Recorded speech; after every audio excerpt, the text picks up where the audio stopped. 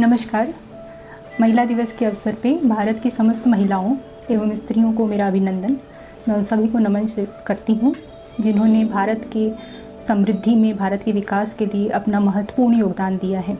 जिस समाज की स्त्री सुसंस्कृत होती है, अपने अधिकारों के प्रति सजग होती है, अपने कर्तव्यों के प्रति जागरूक होती है, वो समाज उत्तरोत्तर विकास करता है। भारत की उत्तम संस्कृति में महिलाओं को हमेशा से पूजनीय, अनुकरणीय माना गया है। हमारे यहाँ माँ दुर्गा भी हैं, माँ काली भी हैं, माँ सरस्वती भी हैं और माँ लक्ष्मी की भी पूजा की जाती है। महिला हमेशा से विद्या के लिए सर्वोत्तम अपना योगदान दिया है उन्होंने।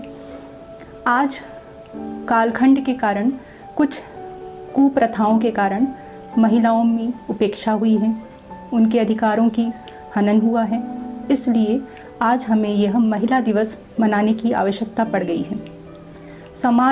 किसी भी समाज के निर्माण में कुछ सिद्धांत होते हैं। जब उन सिद्धांतों का अनदेखा किया जाता है, उन सिद्धांतों का अनुकरण नहीं किया जाता है, तो समाज में कुप्रथाएं प्रचलित हो जाती हैं।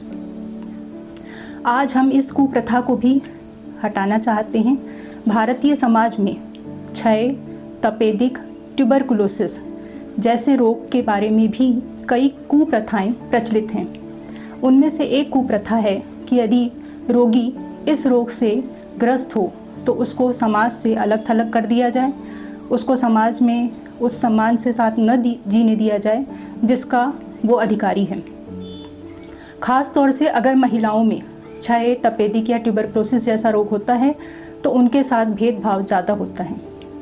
इसके अलावा महिलाओं में जो एक सबसे ज़्यादा छुपा हुआ कारण है, जिसके कारण उनमें बांझपन सबसे ज़्यादा प्रचलित हो रहा है भारत में, वो है छुपा हुआ तपेदिक, जिसके बारे में जागरूकता होना बहुत ही आवश्यक है। महिलाओं में जब वो प्रजनन काल में होती हैं, जो स्वभावतः 20 वर्ष से लेकर 35 वर्ष की अवस्था है, उसमें बांझपन का एक मुख्य कारण छुपा हुआ टीबी है। इस टीबी को जानने के लिए कुछ जांचें हैं।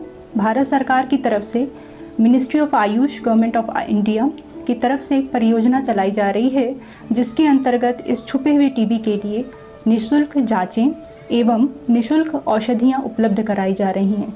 ये जान के आश्चर्य नहीं होगा कि लगभग 40% महिलाएं जिनमें बांझपन है, उसमें एक मुख्य कारण छुपा हुआ तपेदिक, छुपा हुआ टीबी या लेटेंट ट्यूबरकुलोसिस है।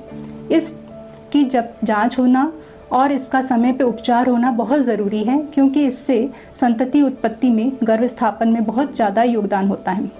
दूसरा, महिलाओं का वो वर्ग है जो 35 वर्ष से लेकर 50 वर्ष की आयु का होता है। इस वर्ग में हाइपोथायरॉयडिज्म, गठिया इत्यादि जो रोग हैं, जिन्हें हम लोग जीर्ण रोगों की अवस्था में लेते हैं, इसमें भी छुपा हुआ टीबी या लेटेंट ट्यूबरकुलोसिस का एक बहुत बड़ा रोल है।